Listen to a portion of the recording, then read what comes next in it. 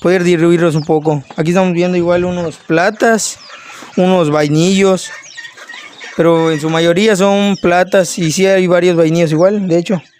¿Estos cuánto tiempo tienen así?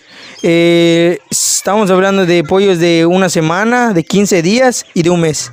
Ok, estos son dos platas y esta es la vainilla o cómo está. En esta solo es la que tiene los pollos vainillos. Las otras dos que vimos anteriormente fueron platas que pues tienen pollos platas. Bueno, ok, sí, muy bonitos, muy tiernitos, muy chuletitas para ver allá. ¿Qué más nos puedes